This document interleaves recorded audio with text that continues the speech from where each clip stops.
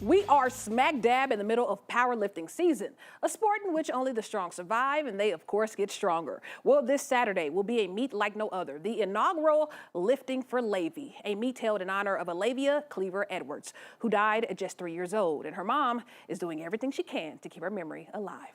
I've been doing this for right at 10 years, actually. Last month, I started at 33 years old. Meet Latasha Cleaver. By day, she's the Assistant Director of Recreational Sports at UT Tyler.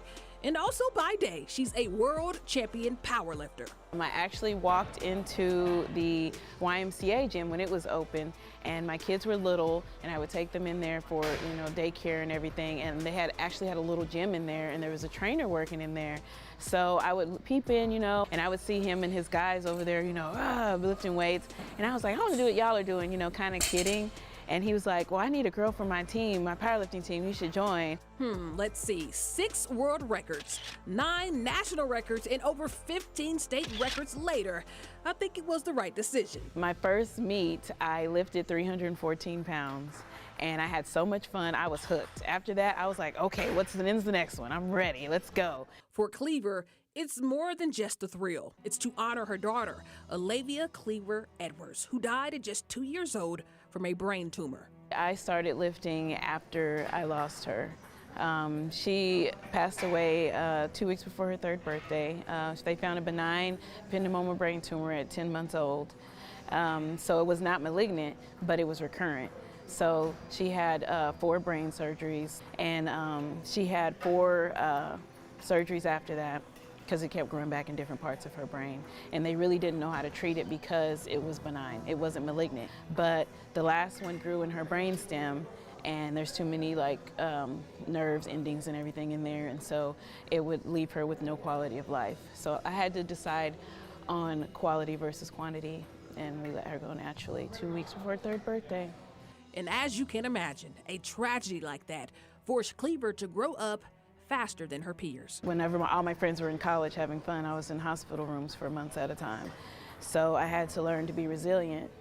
And then I found out I was pregnant with my older son while she was going through all that.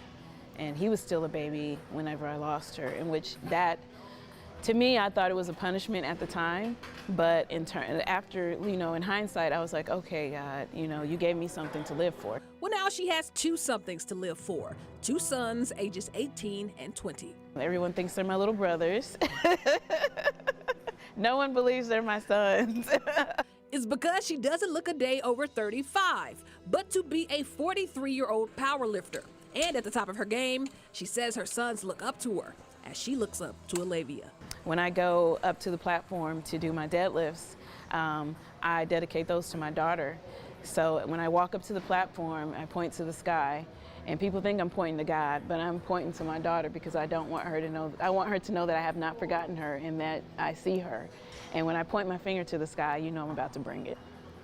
Well, she'll be sure to bring it on Saturday as she hosts the first ever Lifting for Lavi, a powerlifting meet in honor of her firstborn. This year is 20-year anniversary coming up of losing my daughter, and I just didn't want the world to forget about her because she did exist. Cleaver's goal was to do a small meet in remembrance, but when registrations opened, there were more participants than she dreamed. It's made me so emotional. Like, I'm over here trying not to get emotional at how much support we're getting for this. And her birthday is 2 days after the meet.